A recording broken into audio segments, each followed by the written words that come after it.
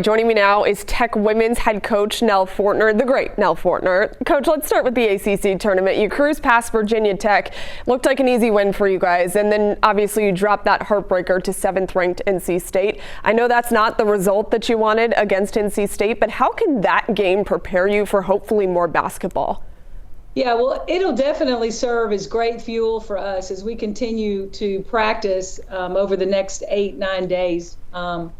Before we get to play our first game in the NCAA tournament. You know, we lost that game by 1. We were up with 1 second left with 15 seconds to go, and we got what I call a very questionable foul called on us at the end of the game that put NC State at the free throw line with 2 free throws. They hit them, and we lost the game. It was extremely disappointing, and it was so emotional afterwards, but I think that emotion will serve as great fuel for us as we continue and wait to see who we play in the tournament and then play in the tournament. You talk about emotional fuel. I was listening to an interview with Kara a couple days ago, and she talked about that 15-0 start for you guys and how revisiting that can somewhat help you when it comes to March Madness. How can that help you?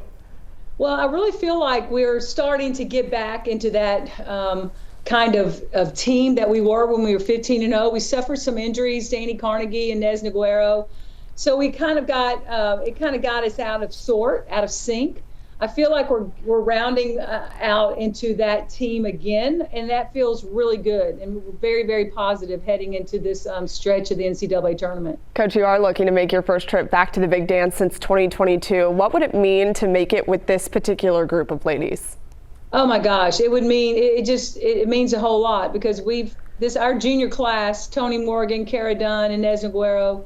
They came here they've been here for 3 years. They didn't play in the tournament the first 2 years. They chose to stay here and they wanted to take Georgia Tech to that tournament. I'm super proud of them and happy for them that we are going to have this experience and see what we can do with it.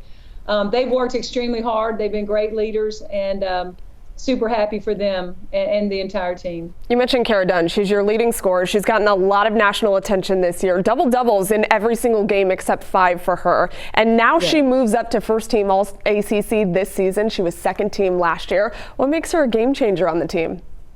She's such a versatile player. Kara can play multiple positions on the floor, and she can do just about anything. Score the ball in a variety of ways. She's a really good three-point shooter. She shoots about close to 40% from the three, so she can stretch a defense really, really well. Excellent cutter to the basket and has really upped her game on the board. She's a phenomenal rebounder for us. But she can play multiple positions. She can post you up, take you outside, take you off the bounce. Just a really hard player to defend. And one thing that's been really fun to follow and to watch is the youth that you have on your side. You have 5-time ACC Rookie of the Week, Danny Carnegie. You had mentioned her earlier in this interview, but she is so consistent. She's been such a bright spot on your roster. How can she help you in continued postseason play? Yeah, and Danny got hurt, and she's just now, it seems like, really coming back into her own like she was when we went on that 15-0 run. She's really playing a lot more confidently. Her body is in much better shape. And so she feels much better, but she brings a great confidence to the floor. Danny has great instinctual basketball IQ, and it really helps everyone on the floor be a better player. She's a great passer. She sees things at a high level, along with her other freshman teammates, Chit Chat Wright. By the way, the best name in women's college basketball, Chit Chat Wright. And then Tiana Thompson, Gabby Grooms. Those 4 freshmen just bring a lot of energy, enthusiasm, and skill to our team. That's been something that a very big bright spot for us this year. Coach, going back to your best start in program history, 15-0 to start the year, I remember talking to you right after that was happening, and you just emphasized how much fun it was to be around this group of ladies. What is different about this group, and how can that actually help you in the postseason as well? Yeah, it's always 15-0. Sure, coach is probably going to be kind of happy. But we always see room for improvement. But it's just the way these kids work, the combination of the freshmen coming in with their energy, their basketball skill, to go with the experience that we had waiting here for them to help lead them and show them the ropes and all that. Hey, that's been a great combination. It really meshed and melded well. And let me tell you, that doesn't happen everywhere. That's not always the case. You know, when the young ones come in and push the older ones, maybe there's some friction, no friction. And that's been a lot of fun to coach because they are pushing each other every day, and they continue to support each other every day, no matter what their role is. It's really refreshing and really nice to hear. And look, you have a lot of postseason basketball experience throughout your career. What do you feel like is the key to success this time of year?